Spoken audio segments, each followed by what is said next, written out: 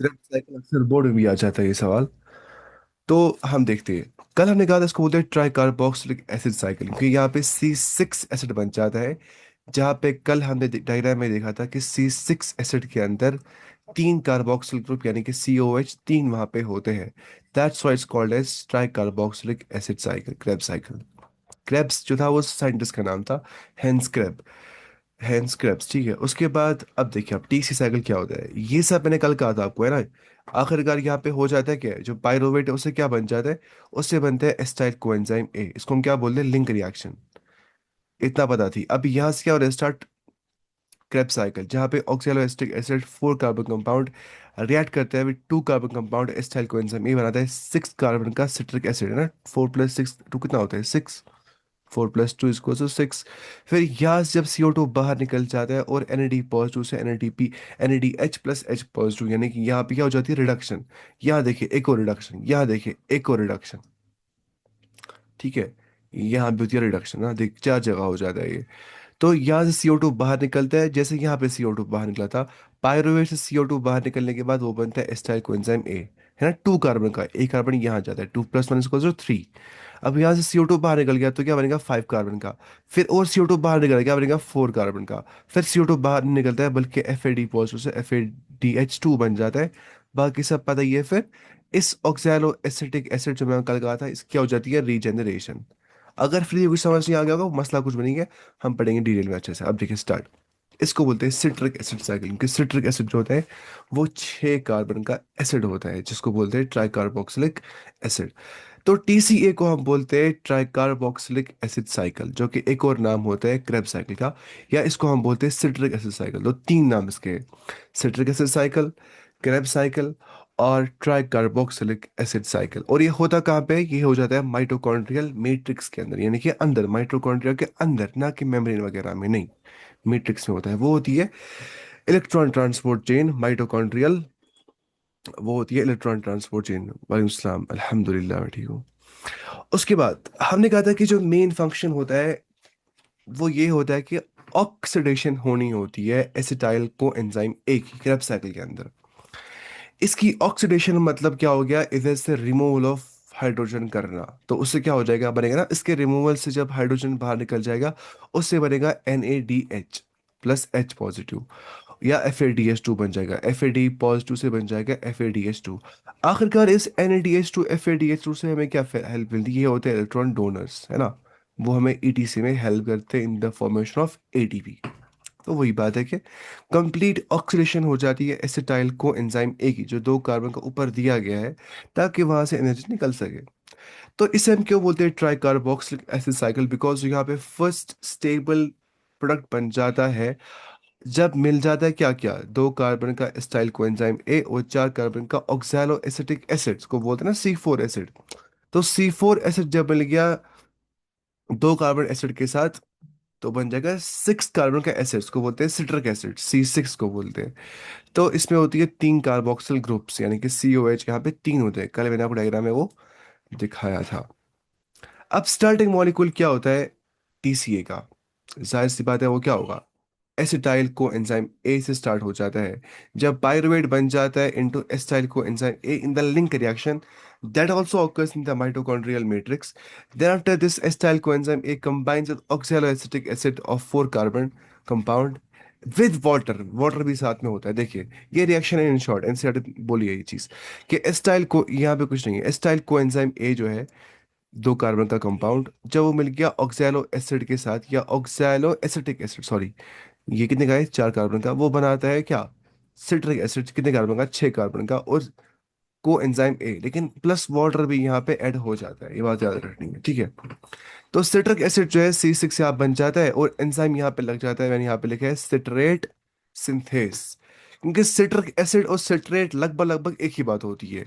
जैसे हम कल पढ़ रहे थे, वो क्या था, वो पायरुवेट और पायरुविक एसिड, इसमें फर्क क्या होता है, सक्सिनेट और succinic acid, malate malic acid. देखिए जब एसिड की बात हम करते हैं ना, तो वो आयनिक फॉर्म में नहीं होता है। लेकिन जब हम कहते हैं ना इसकी बात, मतलब पायरोवेट, सिट्रेट, तो ये सब आयनिक फॉर्म्स होती है। जब है ना AT एड पे आता है, तो आप रखिए याद, वो आयनिक फॉर्म्स होते हैं। बाकी लगभग सेम ही होता है, ठीक है, इतना काफ़ी है याद रखने के लिए। अब जो फर्स्ट इंपॉर्टेंट कंसेप्ट है जो आपको याद रखना है वो ये है ना कि जो 4 कार्बन का जो 2 कार्बन का एस्टाइल था, एस्टाइल को एंजाइम ए, उसको मिल गया 4 कार्बन का ऑक्सैलिक एसिड, बन गया 6 कार्बन का सिट्रेट या सिट्रिक एसिड, एक ही बात है। इन प्रेजेंस ऑफ वाटर हो जाता है, वाटर भी इसमें लग जाता है रिएक्शन के अंदर, और एंजाइम को होता है सिट्रेट सिंथेस। तो अब देखिए आप, फिर जो है सिट्रेट मतलब यही ना C6, यानी कि सिट्रिक एसिड या ट्राइकार्बोक्सिलिक एसिड, इसको होता है कुछ नहीं, ये बन जाता है आइसोसिट्रेट। इसको बोलते हैं आइसोमेराइजेशन रिएक्शन।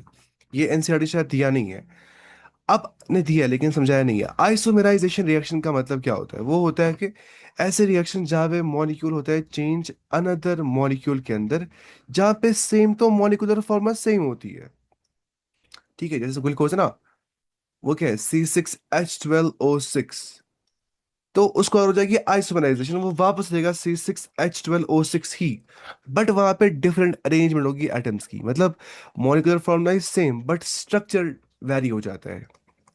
स्ट्रक्चर या अरेंजमेंट बोल सकते हैं हम। अरेंजमेंट अगर वेरी हो जाती है, स्ट्रक्चर वेरी होता है, लेकिन मॉलिक्यूलर फॉर्मूला सेम रहती है, उतने ही मॉलिक्यूल्स में रह जाते हैं, उसी को बोलते हैं आइसोमेराइजेशन रिएक्शन। तो सिट्रेट को बन जाता है आइसोसिट्रेट, उस रिएक्शन को बोलते हैं आइसोमेराइजेशन। जहाँ पे ना आइसोमर बन जाता है, आइसोमर क्या होता है? जिसका होता है सेम मॉलिक्यूलर फॉर्मूला लेकिन डिफरेंट अरेंजमेंट ऑफ एटम्स या डिफरेंट स्ट्रक्चरल फॉर्मूला बोलते हैं ना शायद, तो वही। This compounds formed are called isomers, ये आप पढ़ेंगे पूरा ऑर्गेनिक केमिस्ट्री में अच्छे से। तो यहाँ पे कोई कार्बन लॉस्ट अभी तक नहीं हो जाता है, इसको बोलते हैं आइसोमेराइजेशन रिएक्शन। कोई कार्बन लॉस्ट नहीं हो रहा है, बस स्ट्रक्चर या अरेंजमेंट में कोई चेंज आ रही है, बाकी मॉलिक्यूलर फॉर्मूला सेम रह रही है। ये जो सिट्रेट था ये आइसोसिट्रेट बन गया और कुछ नहीं हो गया, बस इसको बोलते हैं आइसोमेराइजेशन रिएक्शन, खत्म मसला। फिर जब मसला हो जाता है ना, जब ऊपर मैंने दिखाया था, जब CO2 बाहर निकल जाता है, आप एनसीईआरटी से खुद भी देख सकते हैं, CO2 बाहर निकलने के बाद यही जो सिट्रेट होता है या जो सिट्रिक एसिड होता है, ये बन जाता है अल्फा कीटो गिल्टारिक एसिड। क्या बनता है? Alpha keto glutaric acid. लेकिन इस मौके पे जब ये 6 कार्बन से 5 कार्बन बन जाते हैं, CO2 बाहर निकल जाता है and loses, isocitrate loses CO2 and then it becomes what? Alpha ketoglutarate acid, that is 5 carbon compound. So definitely it has to lose 1 carbon in order to form 5 carbon compound. It loses its carbon in the form of CO2. तो इसका मतलब Krebs cycle में CO2 बन जाता है, और जो electron transport chain है वहां पे आप देखेंगे वहां पे H2O बन जाएगा, वो आप देखेंगे ना खुद ही वहां पे। अब होता कुछ नहीं है, जो Na पॉजिटिव था ना, वो बन जाता है NADH प्लस H पॉजिटिव, यानी कि इसमें क्या हो जाती है? रिडक्शन। इसमें हो गई रिडक्शन। अगर इसमें रिडक्शन हो गई तो किसी न किसी में ऑक्सीडेशन हो गई होगी ना। सवाल पैदा हो जाता है, अगर मेरे पास हाइड्रोजन थे, इनका ले लो हाइड्रोजन, लो हाइड्रोजन, मैं खुद कर रहा हूँ क्या? ऑक्सीडेशन, मैं कर रहा हूँ रिमूवल ऑफ हाइड्रोजन। लेकिन अगर मैं दे रहा हूँ, कोई तो ले रहा भी होगा ना वहां से। अगर मैं दे रहा हूँ, जाहिर बता कोई ले भी रहा होगा। अब जो ले रहा है वो क्या हो रहा है? रिड्यूस, मैं क्या हो रहा हूँ? ऑक्सीडाइज। तो वैसे यहाँ पे हो जाती है ऑक्सीडेशन, किसकी?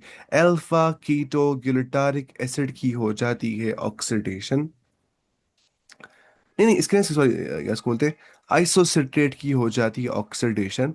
ऑक्सीडेशन से जो वो निकाल बाहर कर देता है अपने H, यानी अपने हाइड्रोजन को, 2 हाइड्रोजन को, वो यही Na पॉजिटिव ले जाता है, होता है रिड्यूस फॉर्म में, और फिर वही बन जाता है अल्फा कीटो ग्लूटारिक एसिड, क्योंकि वहां से CO2 भी बाहर निकल जाता है और इलेक्ट्रॉन भी बाहर निकल जाते हैं, तो उसमें हो जाती है ऑक्सीडेशन, किसमें? C6 में, यानी कि सिट्रेट के अंदर, या हम बोलेंगे आइसोसिट्रेट के अंदर। और उसके बाद NADH भी बन जाता है, क्योंकि उसमें क्या हो जाती है? रिडक्शन, वो Na पॉजिटिव से NADH प्लस H पॉजिटिव बन जाता है। हम क्यों बनाते हैं NADH को? क्योंकि NADH से ही एक्ट करता है NADH और FADH2 एज इलेक्ट्रॉन डोनर, ये बात सबसे इंपॉर्टेंट पॉइंट है। फिर यहाँ पे हो जाती है एक और डिकार्बोक्सिलेशन। डिकार्बोक्सिलेशन क्या होता है? कार्बन डाइऑक्साइड का बाहर निकल जाना। अब जो ये बेचारा बन गया था अल्फा कीटो गिल्टारिक एसिड, जो कि 5 कार्बन का होता है, 5 carbon compound alpha keto glutaric acid, ये लूज करता है एक और CO2 को और बनाता है सक्सिनाइल को एंजाइम ए।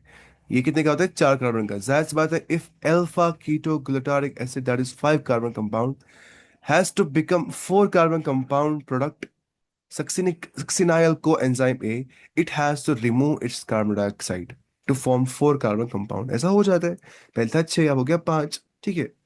फिर हो गया 4, क्योंकि 2 बार हो गई क्या डी कार्बोक्सिलेशन, बस 2 बार हो जाती है और नहीं हो जाएगी अब। तो NADH और बन जाता है, मतलब क्या होता है, मतलब फिर से जो अल्फा कीटो गिल्टारिक एसिड था, अब इसमें भी हो गई ऑक्सीडेशन, यानी कि इसने रिमूव कर दी अपने हाइड्रोजन। वो किसने ले लिए, वो लिए NAD पॉजिटिव ने, वो क्या बन गया NADH+H पॉजिटिव। आपने कहा ना कैसे बन जाता है NADH पॉजिटिव, जरूरत नहीं बोलने की बात। तो NADH यहाँ फिर से बन जाती है। अब कार्बन ट्रैकिंग देखेंगे हम, ठीक है, ये समझना है, ये बहुत इंपॉर्टेंट है। देखिए एस्टाइल कोएंजाइम ए जो है ना, उसके कार्बन कितने थे, 2, पता है ना आपको, वो 2 कार्बन का होता है। ऑक्सैलोएसिटिक एसिड 4 कार्बन का होता है, वही 2 मिल जाते हैं, बनाते हैं क्या है, 6 कार्बन का सिटरेट। फिर उधर से निकलता है CO2 बाहर, क्या बनेगा, अब 5 कार्बन का अल्फा कीटो गिल्टारेट या अल्फा कीटो गिल्टारिक एसिड है ना। जब गिल्टारेट वेट बोलेंगे ना, AT पायरुवेट सक्सिनेट, तो मतलब होता है आयनिक फॉर्म। अगर एसिड बोलेंगे तो एसिड मतलब होता है आयनिक फॉर्म, मतलब जहां पे असल में H रिमूव हो जाता है, ठीक है। अगर H रिमूव नहीं होगा वो एसिडिक फॉर्म में रहता है, ये मैंने आपको कहा था। उसके बाद सक्सिनाइल कोएंजाइम ए जो है वो 4 कार्बन का होता है।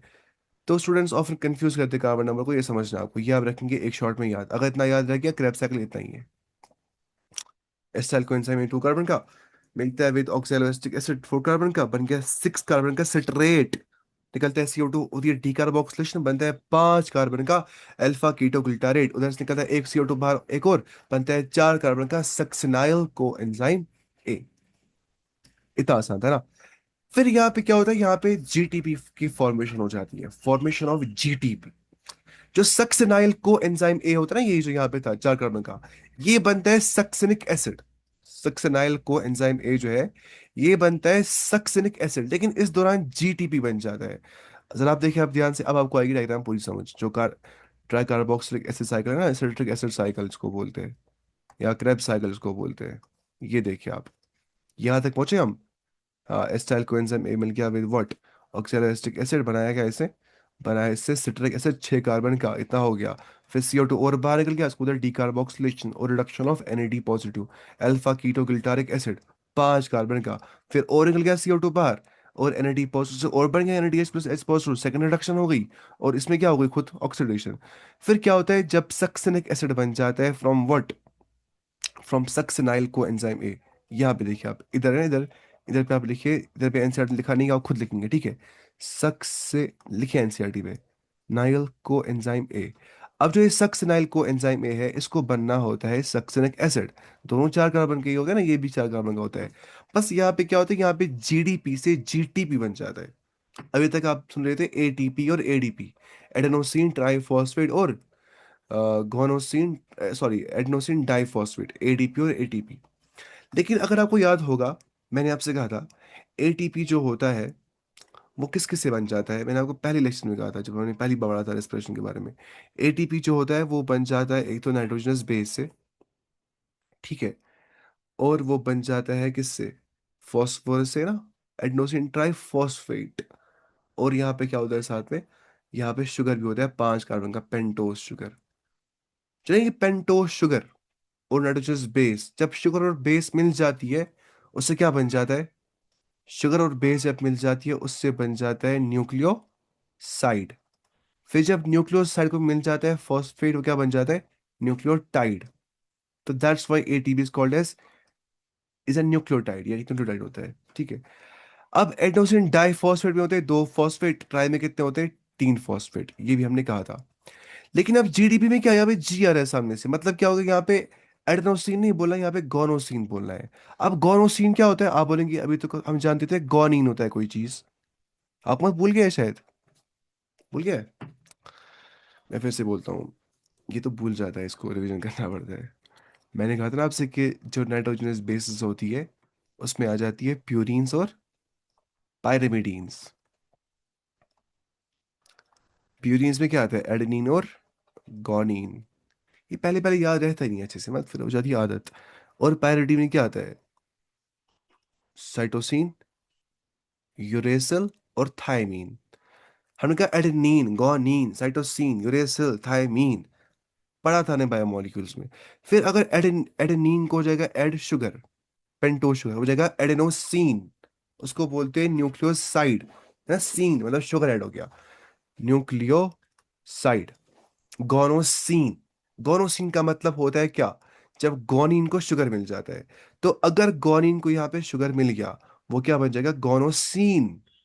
ठीक है, गोनिन साहब को शुगर मिल गया, क्या बन गया? गोनोसीन। वो क्या होता है guanosine? Guanosine is nothing but a nucleoside. Plus अगर हम बोलेंगे गोनोसिन डाइफॉस्फेट, तो क्या बनेगा? वो न्यूक्लियोटाइड। अकमल भूल गया है? मैं फिर से बोलता हूँ। बिस्मिल्लाहिर्रहमानिर्रहीम। इतना शॉर्ट में मैंने कहा था, नाइट्रोजनस बेस जो होती है, और जब शुगर उसके साथ मिल जाता है, और जब साथ में उसको मिल जाता है फॉस्फेट, उससे क्या बन जाता है? न्यूक्लियोटाइड। Tide and tide. और न्यूक्लियोटाइड क्या होता है? वो होता है मोनोमर ऑफ डीएनए, जिससे बन जाता है डीएनए, वो हम जानते हैं, या आरएनए। लेकिन मैंने आपसे ये भी कहा था कि नाइट्रोजनस बेस और शुगर अगर इतना ही होगा, इसको हम क्या बोलते हैं? इतने हिस्से को हम बोलते हैं न्यूक्लियो, शाबाश, साइड। मैंने आपसे कहा था आप एस और एस से याद रख सकते हैं।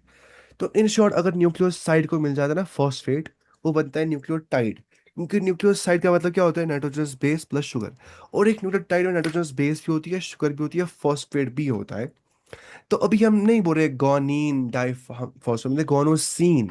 गोनोसीन का मतलब होता है जब गोनीन नाइट्रोजनस बेस को शुगर मिल जाता है, वो बन जाता है गोनोसीन, और वो क्या होता है? न्यूक्लियोसाइड।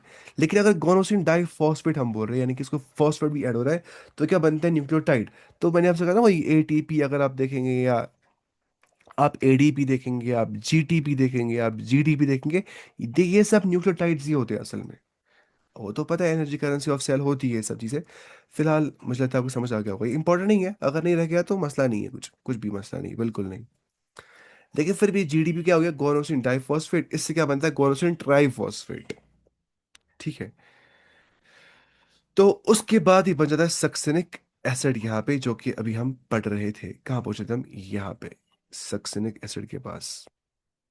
अब जीटीपी यहाँ बन जाता है। अब जीटीपी क्या होता है ना? भी मेरे को जीटी मतलब होता है गोनोसिन ट्राइफॉस्फेट, जो कि क्रेब्स साइकिल के अंदर बन जाता है।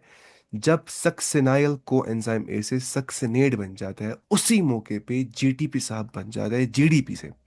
जो जीडीपी होता है ना, ये वो जीडीपी नहीं है, Gauss gross domestic product, economics में पढ़ते हैं, ये वो नहीं है। ये इकोनॉमिक्स का जीडीपी नहीं है, ये है साइंस का जीडीपी, यानी कि गोनोसिन डाइफॉस्फेट। इससे क्या बनता है? GTP, गोनोसिन triphosphate. अब गोनोसिन ट्राइफॉस्फेट तब बन जाता है जब सक्सिनाइल को एंजाइम ए से सक्सिनेट बन जाता है, दोनों चार चार कार्बन के होते हैं। तो इन शॉर्ट, सक्सिनाइल ये रिएक्शन है, ये आपको समझनी है कि जो सक्सिनाइल होता है, ये सब एनसीईआरटी ने बिल्कुल नहीं लिखा है। सक्सिनाइल को एंजाइम ए जो है, जब वो जीडीपी के साथ मिल जाता है, और जीडीपी के साथ साथ जब वो इनऑर्गेनिक फॉस्फेट भी वहां पे मिल जाता है ना, डाइफॉस्फेट जब है, इसको ट्राइफॉस्फेट बनने के लिए क्या चाहिए? एक और फॉस्फेट। तो यहाँ पे इनऑर्गेनिक फॉस्फेट ऐड हो जाता है, तब जाके सक्सिनाइल कोएंजाइम में सक्सिनेट बन जाता है, और जीटीपी साथ में बन जाता है, और साथ में कोएंजाइम ए भी यहाँ पे बाहर निकल जाता है, जो यहाँ पे था कोएंजाइम में, वो बाहर निकल गया। अब हो गया सक्सिनेट। अच्छा, ये क्या होता है? माइटोकॉन्ड्रियल मैट्रिक्स के अंदर ये हो जाता है। एंजाइम यहाँ पे आप देख सकते हैं। ठीक है, यहाँ पे एंजाइम, यानी इस एरो में आप लिखते हैं एंजाइम रहता है सक्सेनाइल को एंजाइम ए सिंथेटेस। जो सक्सेनाइल को एंजाइम ए को बनाता है इनटू सक्सिनेट, उसको बोलते हैं सक्सेनाइल को सिंथेटेस, सीओएस सिंथेटेस। ठीक है, इसको बोलते हैं सबस्ट्रेट लेवल फॉस्फोराइलेशन। क्या बोलते हैं?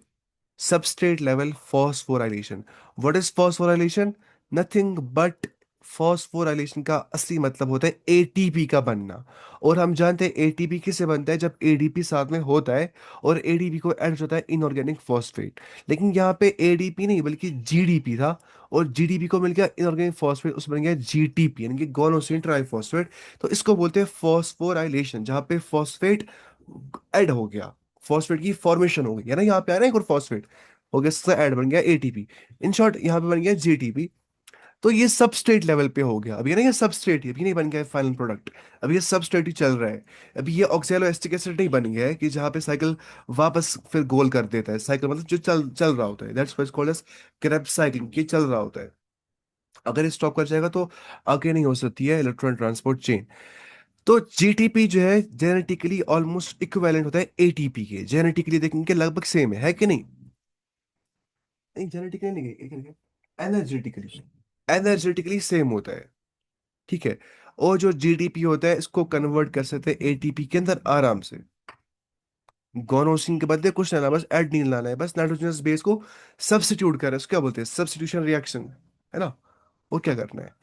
तो एनर्जेटिकली ऑलमोस्ट इक्वल होता है जीटीपी और एटीपी, बस नाइट्रोजनस बेस डिफरेंट होती है। इसको क्या बोलते हैं, सबस्ट्रेट लेवल फॉस्फोराइलेशन। फोटो मतलब यहाँ बोलेंगे बिकॉज ये रेस्पिरेशन की बात हो रही है, यहाँ पे लाइट की हाजत नहीं होती है। अब देखिए आप, एटीपी और जीटीपी जो है वो बन जाता है फ्रॉम सबस्ट्रेट सीधे, इसको बोलते हैं इसलिए क्या, सबस्ट्रेट लेवल फॉस्फोराइलेशन। कैसे, देखिए रिएक्शन क्या होती है, जब जीडीपी को मिल जाता है इनऑर्गेनिक फॉस्फेट, उससे क्या बनता है, जीटीपी। अब ये जीटीपी जो ना ये एटीपी बन सकता है, जो कि हमने ऊपर कहा था, कन्वर्ट हो सकता है इजीली। कैसे, ये जीडीपी जो है ये ट्रांसफर कर सकता है फॉस्फेट। तो देखिए ऐसे फॉर एग्जाम्पल जीटीपी लिखा है यहाँ पे, गोनोसिन ट्राइफॉस्फेट प्लस एडीपी करना है, एडेनोसिन डाइफॉस्फेट। अब क्या हो जाएगा, जो यहाँ पे एडेनोसिन जो जीटीपी था ये बन जाए, जो ये था एडीपी ये बन जाएगा क्या, जीडीपी, इनकी गोनोसिन डाइफॉस्फेट। कुछ नहीं हो गया, बस ये जी एक ही जगह पे आ गया और ए जी की जगह पे गया। अब देखिए ए गया जी की जगह पे गया, अब जगह एटीपी आ गया ना, जी गया ए की जगह गया, अब जगह जीडीपी, बस इतना हो गया यहाँ पे। तो ऐसा यहाँ पे हो जाता है, ये भी आप समझ सकते हैं, ठीक है, कैसे मतलब जीटीपी से हम एटीपी कन्वर्जन कर सकते हैं, बिकॉज एनर्जेटिकली जीटीपी और एटीपी सेम होता है, कुछ नहीं कर रहे हैं, बस ये सिंपल की तरह देखिए। आप देखेंगे जीटीपी है ना, आपको क्या बनाना है, जीटीपी से एटीपी। आपको अगर जीटीपी से बनाना है एटीपी, आपको कुछ नहीं कर रहा है, बस आपको जीटीपी के साथ मिलाना है एटीपी का छोटा भाई एडेनोसिन डाइफॉस्फेट, वो अपना काम खुद ही करेगा। जब एडेनोसिन डाइफॉस्फेट आ गया, ए की जगह जी जाएगा, जी की जगह ए जाएगा, सब्स्टिट्यूशन रिएक्शन। फिर क्या बन जाएगा यहाँ पे, जब ए गया यहाँ बनेगा एटीपी प्लस ये गया यहाँ क्या बनेगा, जीडीपी, गोनोसिन डाइफॉस्फेट। पहले इसी गोनोसिन डाइफॉस्फेट से क्या बन गया था, गोनोसिन ट्राइफॉस्फेट, है ना। अब वापस इसी गोनोसिन ट्राइफॉस्फेट को जब एडीपी मिल जाता है, ये वापस बनता है गोनोसिन डाइफॉस्फेट प्लस एटीपी। ठीक है। बस ये चैप्टर खुश है, बाकी पूरी एनसीईआरटी अब बहुत आसान है, मतलब बहुत ज्यादा आसान। डिफिकल्ट पार्ट जितना भी था ना वो सारा खत्म हो गया, अब एनसीईआरटी सबसे आसान है, अल्लाह की कसम। तो ये मतलब इतनी आसान है, प्लांट फिजियोलॉजी एनिमल फिजियोलॉजी सबसे आसान यूनिट्स है। ये आप पढ़ते आ रहे थे टेंथ क्लास से ही। अच्छा, एक एटीपी जो है वो 1 ATP equivalent produced, ATP equivalent एक बन जाता है, क्यों, क्योंकि इसी जीटीपी को कंसिडर किया जाता है इक्विवेलेंट एक एटीपी के, क्योंकि हमने कहा ना कि जो जीटीपी होता है वो एनर्जेटिकली लगभग लगभग सेम होता है एटीपी के, क्या लिखा है, जीटीपी जो है वो एटीपी के लगभग लगभग सेम होता है एनर्जेटिकली, क्योंकि both store nearly the same amount of usable energy. लेकिन फिर हम जानते हैं ना कि कन्वर्जन रिएक्शन क्या होती है, कन्वर्जन रिएक्शन होती है कि जीटीपी को अगर एटीपी ऐड कर सकते हैं तो बन सकता है क्या, जीटीपी प्लस एटीपी, ये पता ना कोई क्या है, रिवर्स मतलब ऐसे भी हो सकता है, ऐसे भी हो सकता है। यानी कि जीटीपी प्लस एटीपी से क्या बन जाएगा, जीटीपी प्लस एटीपी, ऐसा भी हो सकता है। तो कैलकुलेशन क्रैब साइकिल में हम मानते हैं जीटीपी एटीपी के इक्विवेलेंट होता है, एक जीटीपी इक्वल्स टू एक एटीपी के इक्विवेलेंट, ठीक है, ये समझना है। फिर उसके बाद अगर आप एनसीईआरटी देखेंगे, वहां पे उसने दिखाया कि वहां पे बन जाता है FADH2, क्या बन जाता है, FADH2, FAD पॉजिटिव से, मैं दिखाता हूँ आपको, देखिए ये देखिए बन गया FAD यहाँ पे। सक्सेनिक एसिड के बाद जब हमें बनाना होता है मैलिक एसिड, को 4 कार्बन दोनों होते हैं, बस यहाँ पे FAD पॉजिटिव से FADH2 बन जाता है।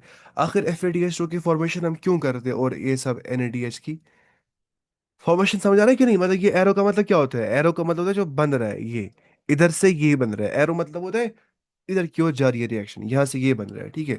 तो पता होगी आपको, थोड़ा गोल गोल बना के रखा है ताकि थोड़ा आसान साइकिल लगेगा ये, वरना तो कहते हैं ना ऐसे ही सीधे स्ट्रेट लाइन बनाते हैं। तो ये हमने देखा कि FADH2 भी यहाँ पे बन जाता है, जो होती है by reduction of FAD positive.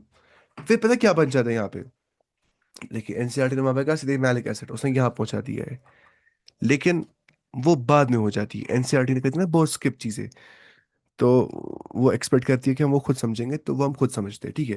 पहले यहाँ पे बन जाता है formic acid, fumaric acid sorry, succinic acid जो होता है वो पहले बन जाता है फ्यूमेरिक एसिड, अब ये फ्यूमेरिक एसिड जब बन जाता है, इसी सक्सनिक एसिड से फ्यूमेरिक एसिड, आप एफ एफ याद रखिए ना। जब सक्सनिक एसिड से फ्यूमेरिक एसिड बन जाता है, उसी मौके पे FADH2 जो होता है वो बन जाता है। वो कैसे बनता है? वो कुछ नहीं होता, जब FAD यहाँ पॉजिटिव है, ठीक है, पॉजिटिव को राइट एरो करेंगे ना, FAD पॉजिटिव को जब मिल जाते हैं क्या, हाइड्रोजन, तो वो बनता है FAD। अच्छा, FAD पॉजिटिव यहाँ पे नहीं है शायद, FAD ही है शायद ना। NCERT ने क्या दिया है? नहीं, FAD पॉजिटिव ही है। FAD पॉजिटिव से क्या बन जाता है? FADH2। अब जब FAD पॉजिटिव से भी FADH2 बन जाता है, आप बोलेंगे क्यों नहीं, फिर क्यों नहीं बन जाता NADH2, है ना? वो उसकी उसकी फॉर्मूला वही होती है, इसकी फॉर्मूला यही होती है असल में। इसका जो है ना फुल फॉर्मूला, ये जरूरत नहीं याद करने की, अगर आपको लगेगा कि ये होता है NADH, निकोटिनामाइड एडेनिन डाइन्यूक्लियोटाइड। और FADH2 क्या होता है? Flavin adenine dinucleotide. दोनों क्या होता है? Reduce form. मतलब क्या होता है इनमें? हो गया होती है रिडक्शन। मतलब क्या इनमें हो गया होता है? Acceptance of gain of hydrogen. तो NADH क्या होता है? निकोटिनामाइड। आपको मैं पहले कहा था ना ये, निकोटिनामाइड एडेनिन डाइन्यूक्लियोटाइड। कितना आसान है। एरीन तो पता ही है आपको, एडेनिन गुआनिन जो ये होती है क्या, नाइट्रोजन बेस। डाई न्यूक्लियोटाइड मतलब दो न्यूक्लियोटाइड, ठीक है। निकोटिनामाइड ना, अमाइड पढ़ा होगा आपने, या निकोटीन पढ़ा होगा आपने, ठीक है, इसमें ना केमिस्ट्री में। और FADH2 क्या होता है? Flavin adenine dinucleotide. Flavin adenine, adenine same आ गया, ठीक है। नहीं, ए सेम होता है यहाँ पे, इतना सब सेम ही होता है। AD, adenine dinucleotide, adenine dinucleotide. बस याद रखना है फ्लेविन यहाँ पे, और वहाँ पे निकोटिनामाइड। देखिए, निकोटिनामाइड एडेनिन डाइन्यूक्लियोटाइड, खत्म मसला। NADH। FADH2 क्या होता है? फ्लेविन रखना है याद, बाकी सेम है, एडेनिन डाइन्यूक्लियोटाइड। ठीक है, दोनों क्या होता है? Reduce forms. इनमें होती है रिडक्शन, ये करते गेन H2 को। और इसी H2 यानी कि हाइड्रोजन में क्या होते हैं? इलेक्ट्रॉन। तो इसलिए ये करते हैं एक्ट एज इलेक्ट्रॉन डोनर्स, कहाँ पे? ATC के अंदर। उससे क्या हो जाता है? ATP बन जाता है। कितना लंबा है ये चीज़? ये बहुत लंबा है। हमने कहा जो NADH होता है और FADH2 होता है, जो क्रेब्स साइकिल में बन जाते हैं, वो इसलिए बन जाते हैं, वो रिड्यूस फॉर्म्स होते हैं, यानी कि वो करते हैं गेन ऑफ हाइड्रोजन, ताकि वो उधर से हाई एनर्जी कैरिंग इलेक्ट्रॉन को निकाल सके, और इलेक्ट्रॉन ट्रांसपोर्ट चेन में वो इलेक्ट्रॉन डोनेट कर सके, ताकि वो हाई एनर्जी इलेक्ट्रॉन से इलेक्ट्रॉन ट्रांसपोर्ट चेन में ATP की फॉर्मेशन हो सके। क्योंकि ATP फॉर्मेशन में एनर्जी की हाजत होती है, चाहिए होती है। तो बोथ क्या होते हैं? बोथ आर इलेक्ट्रॉन कैरियर्स, और डोनर्स भी हम कह सकते हैं, इन सेलुलर रेस्पिरेशन, जो सेल के अंदर हो जाती है। कहाँ पे? माइटोकॉन्ड्रिया के अंदर जो होता है ETC। देखिए, ETC होता है ना इनर माइटोकॉन्ड्रियल मेम्ब्रेन में, और बाकी क्रैब सेल क्या होता है? ये होता है माइटोकॉन्ड्रियल मैट्रिक्स के अंदर। ये बात समझनी है।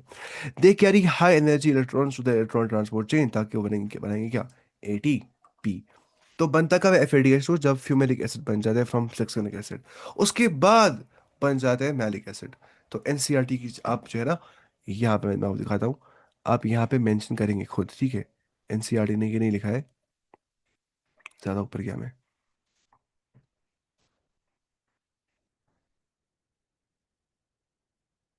ये है ना NCERT डायग्राम, यहाँ पे आप लिखेंगे फ्यूमेरिक एसिड, आप यहाँ पे ऐड करेंगे, यहाँ पे, है ना। इधर पे आप करेंगे जैसे यहाँ के ना अपने ऐड सक्सेनाइल कोएंजाइम, यहाँ पे आप करेंगे ऐड फ्यूमेरिक एसिड, उसके बाद बनते हैं मैलिक एसिड। और फ्यूमेरिक एसिड की फॉर्मेशन के दौरान from succinic acid FAD positive जो है वो FADH2 बन जाता है, यानी कि रिड्यूस फॉर्म, यानी कि flavin adenine dinucleotide electron donor. अब देखिए मैलिक एसिड। अब फ्यूमेरिक एसिड को असली वाटर मिल जाता है, अब वहां पे आप लिखेंगे खुद ही NCERT में, ठीक है, प्लस वाटर मिलता है, फिर बनता है मैलिक एसिड। तो इसको बोलते हैं हाइड्रेशन रिएक्शन। हाइड्रेशन जैसे होता है ना, मुझे हो गया डिहाइड्रेशन। डी मतलब क्या होगा? रिमूव हो गया मुझसे हाइड्रेशन, वाटर। हाइड्रेशन क्या होता है? हाइड्रेटेड रहो, पानी पिया करो समर्स में। तो वैसे ही यहाँ पे क्या हो जाती है? हाइड्रेशन। जो फ्यूमेरिक एसिड है, जब वो मैलिक एसिड बन जाता है, फ्यूमेरिक एसिड को चाहिए होता है वाटर, उसको चाहिए होती है hydrational reaction to form malic acid. फिर उसके बाद जो मैलिक एसिड होता है, ये सब फ्यूमेरिक एसिड भी 4 कार्बन होता है, मैलिक एसिड भी 4 कार्बन होता है, सक्सिनाइल कोएंजाइम भी 4 कार्बन होता है, सक्सिनेट भी 4 कार्बन का होता है। उससे पहले जो अल्फा कीटोग्लूटारिक एसिड होता है वो क्या होता है? 5 कार्बन का। उससे पहले जो क्या होता है सिट्रिक एसिड का होता है 6 कार्बन का। वो कैसे बन जाता है? Oxaloacetic acid plus acetyl coenzyme में, 4 + 2 = 6। तो चलता है साइकिल। अब एंड पे जो हम बोल रहे हैं ना लाख बार, वो क्या है, रीजनरेशन हो जाती है ऑक्सैलोएस्टिक एसिड की, आखिरकार ये तो हो रहा होता है। That is why it's called a cycle, because regeneration यहाँ पे हो जाती है। अगर रीजनरेशन नहीं होगी तो साइकिल किसको बोलेंगे? मैलिक एसिड कन्वर्ट बैक हो जाता है इनटू ऑक्सैलोएस्टिक एसिड। ठीक है, फिर से। अब ये जो मैलिक एसिड कितने कार्बन का होता है? 4 कार्बन का। ऑक्सैलो एसिड कितने कार्बन का होता है? 2 कार्बन का। तो 4 से होता है ये 2 कार्बन की ओर कन्वर्ट। सॉरी, मैं क्या बोल रहा हूँ, 2 और 4 कार्बन का। Oxalo acetic acid is also 4 carbon का। अब तो जानते हैं ना, इसको बोलते हैं C4 एसिड, जो बन जाता है first stable product in C4 plants. मुझे डल गया। अगेन NAD जो पॉजिटिव होता है वो बनाता है NADH प्लस H पॉजिटिव, होती है यहाँ पे फिर से रिडक्शन, वो आप देखेंगे ऊपर। तो इस ये कहता है रीजनरेशन ऑफ OAA, ऑक्सैलोएस्टिक एसिड, जो कि आखिर बनना होता है। तो साइकिल ऐसे करता है कंटिन्यू। अब इसको क्यों बोलते हैं TCA cycle, try carboxylic acid cycle? क्योंकि OAA जो है ऑक्सैलो एसिटिक एसिड, यानी कि C4 एसिड जो 4 कार्बन का होता है, वो स्टार्टिंग में बिगिनिंग में इस्तेमाल भी हो जाता है, और आखिरकार वो और बन भी जाता है। अगर आप देखेंगे एनसीईआरटी पे, आपको समझ आएगा हेंस प्रोसेस जो है वो रिपीटेडली कंटिन्यू हो जाता है, क्योंकि ऑक्सैलो एसिटिक एसिड जो 4 कार्बन का होता है वो वापस बन जाता है ना। अब क्या हो जाएगा, मतलब फिर से जो नहीं यूज्ड एट बिगिनिंग, उसमें क्या होता है, ऑक्सैलो एसिटिक एसिड मिल जाता है with what? Acetyl coenzyme A के साथ। वो क्या होता है, 2 कार्बन का। क्या बनते हैं? 6 कार्बन का सिट्रिक एसिड, या tricarboxylic acid. That's why it's called as tricarboxylic acid cycle, और क्रेब्स साइकिल, और सिट्रिक एसिड साइकिल, और सिट्रेट साइकिल। 4 नाम है। अब इंपॉर्टेंट एनर्जी यील्ड हम देखेंगे, ये हमें समझ नहीं, आपको पता है कि ना। आप एक टर्न में क्या हो गया, एक टर्न मतलब एक साइकिल का टर्न, ठीक है, हो गया ऐसा। उसमें T साइकिल में क्या होता है, CO2 बन जाते हैं ना, इनके 2 बार क्या हो जाती है, कार्बोक्सिलेशन। सॉरी, कार्बोक्सिलेशन नहीं, डी कार्बोक्सिलेशन। यानी कि 2 बार CO2 बाहर निकलता है। एक बार निकलता है ऑक्सैलोएस्टिक एसिड से, वो 6 कार्बन से बनता है 5 कार्बन का अल्फा कीटो ग्लूटारिक एसिड। फिर उससे निकलता है एक, पहले होती है ना वो बताइए, आइसोमराइजेशन रिएक्शन। फिर बन जाता है वो 5 कार्बन का क्या, अल्फा कीटो ग्लूटारिक एसिड। फिर उससे निकलता है एक और CO2 बाहर। उससे क्या बन जाता है, उससे बन जाता है सक्सिनाइल कोएंजाइम ए। NADH यहाँ पे 3 बन जाते हैं यार, आप देखेंगे ध्यान से। और FADH2 यहाँ पे खाली एक ही बन जाता है, जब क्या हो रहा होता है, जब सक्सिनेट से सक्सिनिक एसिड से फ्यूमेरिक एसिड बन रहा होता है ना। और GTP या ATP यहाँ पे सिर्फ एक ही बन जाता है। वो भी आप जानते हैं वो कब बन जाता है, जब शायद सक्सिनाइल को एंजाइम ए जो है वो सक्सिनेट बन जाता है उस मौके पे। अच्छा, प्रोडक्ट्स पर ग्लूकोज मॉलिक्यूल, देखिए एक ग्लूकोज मॉलिक्यूल बनाता है क्या, 2 एसिटाइल को एंजाइम ए। एक ग्लूकोज जो है वो बनाता है 2 एसिटाइल को एंजाइम ए को। एसिटाइल को एंजाइम ए दो क्यों बनाता है वो? ध्यान से बात सुनिए कैसे। एक ग्लूकोज से बन जाता है ना पायरुवेट, वो कहाँ हो जाता है वो मसला? पायरुवेट वो होता है सेल के साइटोप्लाज्म, उसको हम क्या बोलते हैं, ग्लाइकोलाइसिस। फिर पायरुवेट से क्या बन जाता है, acetyl co enzyme A. Pyruvate कितने कार्बन होता है, 3 कार्बन का। वो कितने बन जाते हैं, 2। तो ये भी कितने बन जाएंगे, 2। एसिटाइल को कितने कार्बन के होते हैं, 2 2। वो कितने, 2 कार्बन का, ठीक है। तो ऐसे बन जाता है एक ग्लूकोज से 2 एसिटाइल कोएंजाइम ए। ये जो ना, ये इसको बोलते हैं लिंक रिएक्शन। ये क्या पे हो जाती है, माइटोकॉन्ड्रियल मैट्रिक्स में। फिर इसके बाद क्या होता है, क्रेब्स साइकिल। तो देखिए, अगर 2 बार हो जाएगी तो CO2 4 बन जाएंगे। तो CO2 4 बन जाएंगे, बिकॉज आप जानते हैं यहाँ पे इस रिएक्शन में जब पायरुवेट है ना, कल पढ़ा था ना हमने, क्या आपको भूल गया? पायरुवेट के साथ जब कोएंजाइम ए मिल जाता है और NAD पॉजिटिव मिल जाता है, फिर वहां से क्या निकल जाता है, CO2 निकल जाता है वहां से। ठीक है, तो टोटल अगर हम देखेंगे, CO2 जो है वो 4 बन जाते हैं, कार्बन डाइऑक्साइड टोटल। यहाँ पे बन गया ना, देखिए यहाँ पे CO2 जो है, NADH कितने बन जाते हैं यहाँ पे, 6 बन जाते हैं। FADH2 यहाँ पे कितने बन जाते हैं, 2 बन जाते हैं। ATP कितने बन जाते हैं, 2। असल में था ना ये दो ही, यहाँ पे 2 था, और यहाँ पे क्या था, यहाँ पे 3 था, यहाँ पे 1 था, यहाँ पे 1 था। इसको मल्टीप्लाई किया हमने 2 से, है ना, क्योंकि हम जानते हैं 2 बन जाते हैं एस्टाइल कोएंजाइम में। तो उसको मल्टीप्लाई 2 से करना ही पड़ेगा, है ना, क्योंकि मतलब एक साथ 2 साइकिल हो जाते हैं, 2 टर्न्स हो जाते हैं, ठीक है। तो उससे ऐसा हो जाता है। CO2 हम जानते हैं कितने बन जाते हैं। देखिए, पायरुवेट से जब एस्टाइल बन जाता है ना, उससे बन जाता है एक CO2, ठीक है। लेकिन पायरुवेट कितने होते हैं, 2। तो हम दो गिनेंगे इसको। फिर एस टाइल पे कितने होते हैं, दो। तो कुल मिला के चार CO2 यहाँ बन जाते हैं। और NaDH जो है छः बन जाते हैं। असली में तीन, ये बस इंट्रोड्यूस करना है, FADH2 और ATP, ऐसे हिसाब आ गया। अब देखिए आप, ये हिसाब कैसे हम करेंगे, देखिए। जब पायरुवेट 3 कार्बन का था, उससे CO2 बाहर निकल गया, तब जाके वो क्या बन गया, एस्टाइल कोएंजाइम ए। ठीक है, NAD पॉजिटिव जो है वो क्या बन गया, NADH+H पॉजिटिव। ये हम जानते हैं, इसको होता है लिंक रिएक्शन। ये ऑफिशियली पार्ट ऑफ TCA नहीं होता है, बात समझिए। ये लिंक रिएक्शन होती है। इसको हम ऑफिशियल पार्ट नहीं मानते क्रेब्स साइकिल का, इसलिए एनसीईआरटी ने बीच में लिखा है वहां पे क्रेब्स साइकिल। सेकेंड स्टेप में क्या होता है, एस्टाइल कोएंजाइम ए जो है उसको मिल जाता है ऑक्सैलोएसिटिक एसिड। 2 कार्बन + 4 कार्बन बनते हैं 6 कार्बन का सिट्रिक एसिड। फिर सिट्रेट से बन जाता है अल्फा कीटो गिल्टारेट, जो कि हम जानते हैं वहां पर भी CO2 बाहर निकल जाता है। ठीक है, ये हो गया यहाँ पे CO2 बाहर। उसके बाद देखिए आप, NADH यहाँ पे बन जाता है, GTP भी यहाँ पे बाद में बन जाता है। फिर बनता है सक्सिनिक एसिड से क्या, मैलिक एसिड। वहां पे भी क्या हो जाता है, जो FAD पॉजिटिव होता है उससे बन जाता है FADH2, यहाँ हो जाता है रिडक्शन इस केस में। फिर स्टेप 6 में जब मैलिक एसिड से बन जाता है ऑक्सैलो एसिटिक एसिड, वहां पे फिर से NADH बन जाता है। और ऑक्सैलो एसिटिक एसिड बाद में और होता है रिजनरेट, और साइकिल होता है स्टार्ट। तो TCA cycle itself does not produce huge ATP directly, है ना।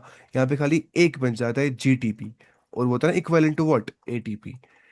तो मेन पर्पस यहाँ होता है यही, NADH बनाना और FADH बनाना, क्योंकि वो हाई एनर्जी इलेक्ट्रॉन कैरियर्स होते हैं, या हाई एनर्जी इलेक्ट्रॉन डोनर्स होते हैं, जो कि इलेक्ट्रॉन ट्रांसपोर्ट चेन में जो है, जहाँ पे मैस इलेक्ट्रॉन ATP बन जाता है, इसी इलेक्ट्रॉन, हाई एनर्जी इलेक्ट्रॉन से जो आते हैं इन दो जगहों से। ये कहाँ से आते हैं, क्रेब्स साइकिल से। तो अब ऑक्सीजन का रोल क्या होता है, एनसीईआरटी बोलती है कि ऑक्सीजन अपीयर क्यों नहीं हो गया अभी तक, ठीक है, इसका रोल क्या होता है। क्योंकि ऑक्सीजन जो है वो डायरेक्टली पार्टिसिपेट करता है असल में ETC के अंदर, इलेक्ट्रॉन ट्रांसपोर्ट चेन। हम क्या पढ़ रहे, रेस्पिरेशन, वहां पे हम क्या पढ़ रहे, जो ग्लूकोज है उसको होती है ऑक्सीडेशन विद ऑक्सीजन के प्रेजेंस में, वो टूटता है into what, CO2 + H2O। CO2 तो बन गया कहाँ पे, क्रैब साइकिल में। H2 कहाँ बचेगा, ETC में। और O2 कहाँ लग जाएगा, ETC में। तो वही बात है। तो नॉट डायरेक्टली इन ग्लाइकोलाइसिस। आप देखिए, ग्लाइकोलाइसिस में आपने कभी सुना ऑक्सीजन का नाम, बिल्कुल नहीं सुना वहां पे आपने। आपने TCA रिएक्शन, इनके ट्राई कार्बोक्सिलिक एसिड रिएक्शन में सुना कभी O2 का नाम, कि वहां पे ऑक्सीजन लगा, नहीं, बिल्कुल नहीं सुना आपने। अच्छा, लेकिन विदाउट ऑक्सीजन, अगर ऑक्सीजन नहीं होगा, NADH वापस नहीं कन्वर्ट बैक हो सकता है NAD पॉजिटिव की ओर। ठीक है। और FADH2 जो होता है वो कन्वर्ट बैक नहीं होता है FAD के अंदर, क्योंकि वी वांट कि NAD पॉजिटिव और FAD और बन जाए वापस, क्यों, ताकि वो घुस जाए, ताकि वो और क्रेब्स साइकिल में अपने आप को रिड्यूस कर सके और बना सके वापस से NADH और FADH2। अब जब ये NADH और FADH2 बन जाता है, इनको कन्वर्ट बैक कौन करता है, इसी NAD और FAD, वो करता है ऑक्सीजन। ये बात समझ रहे हैं, ठीक है। तो अगर ऐसा नहीं होगा तो TCS साइकिल चलेगा ही। अगर TCS साइकिल में मिल ही नहीं रहे बेचारों को NAD पॉजिटिव, उन्हें बना दिए NADH FADH2। ठीक है, मैं आपको मिसाल देता हूँ, देखिए फॉर एग्जांपल, कोई इंसान है दुनिया में, खाली एक क्लास के बच्चे हैं, वो नर्सरी के बच्चे हैं, ठीक है। वो उनको पढ़ा रहा है, बच्चों को, नर्सरी के बच्चों को। अब वो चढ़ गए LKG क्लास में, ठीक है, अब मतलब हम पढ़ा ही सकते हैं उनको, वो खाली पढ़ाते हैं नर्सरी क्लास को। अब वो बोलते हैं तुम उनको, आज तुम वापस कहाँ पे, नर्सरी में और पढ़ाऊंगा। तो अगर वो वापस आएंगे नहीं, वो अपना साइकिल कंटिन्यू नहीं कर सकता है।